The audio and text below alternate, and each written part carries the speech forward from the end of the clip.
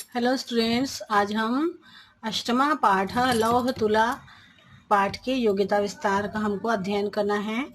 तो इसमें पहले ग्रंथ परिचय हम देखते हैं।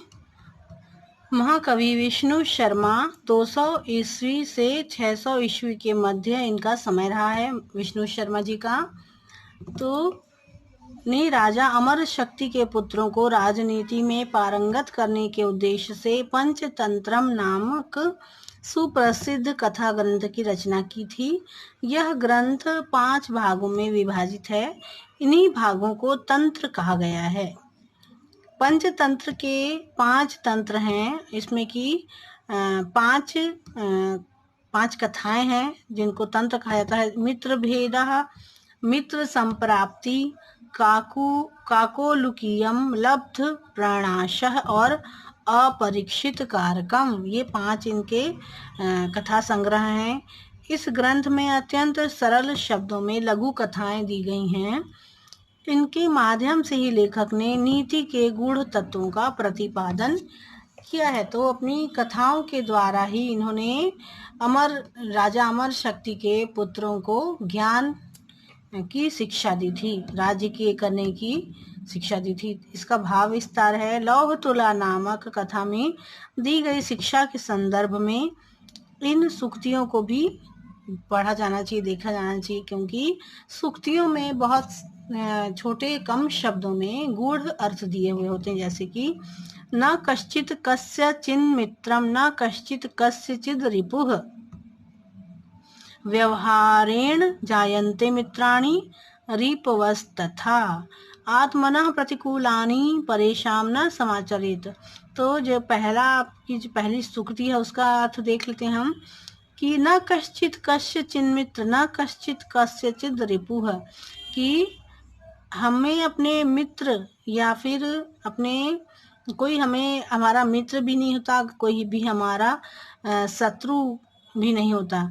जब हम अपने व्यवहार से ही हम रिपु मतलब मित्र और शत्रु खुद ही बनाते हैं, या फिर ऐसा मित्र जो होता है वह कि जो हमें हमारा विपत्ति में भी साथ दे, वही हमारा असली मित्र होता है।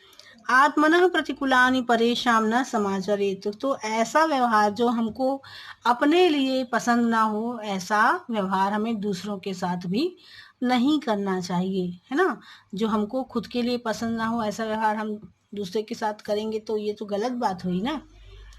आगे भाषिक विस्तार है, जिसमें कि धातु त प्रत्यय त्वतु अनिया तव्यत यत ल्युट और त्रिच णुल प्रत्यय आदि दिए हुए हैं आपको।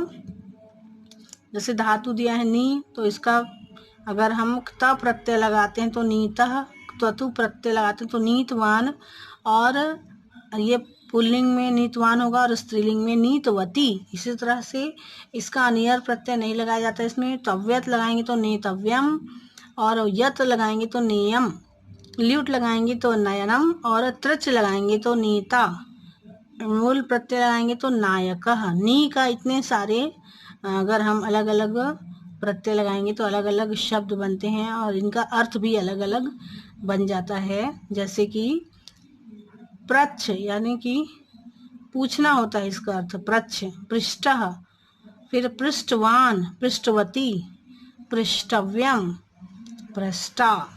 इसी तरह से दा का जो है वो धातु द धातु का दत्तः, त प्रत्यय लगाएंगे तो दत्तः,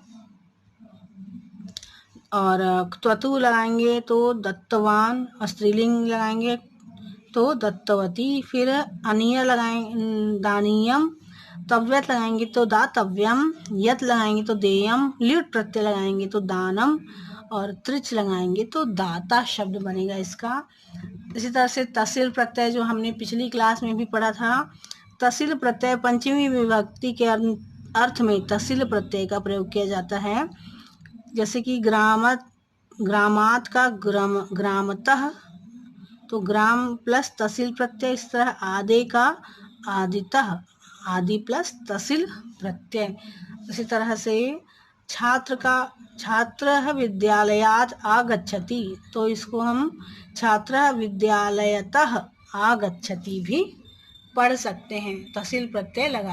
इसी प्रकार गृह प्लस तहसील गृहतः गृहात्, तंत्र प्लस तहसील तंत्रतः या तंत्रात्, प्रथम प्लस तहसील प्रत्यय प्रथमतः या प्रथमात्, आरंभ प्लस तहसील प्रत्यय आरंभतः या आरंभात। इस तरह से तीसरा हम देख सकते हैं अभितः परितः उभयतः सर्वतः समया निकषाः और प्रति के योग में द्वितीय विभक्ति का प्रयोग होता है, जैसे कि गृहम अभितः वृक्षाः सन्ति, है ना, विद्यालयम परितः द्रुमाः सन्ति। इसी तरह से ग्रामम उभयतः नद्यौ प्रवहतः, ग्राम के दोनों नदी बहती है। फिर हा दुराचारणम, क्रीडा क्षेत्रम निकषा तरणतालम अस्ति, बालकः विद्यालयं प्रति गच्छति, नगरम समया औषधालयः विद्यते।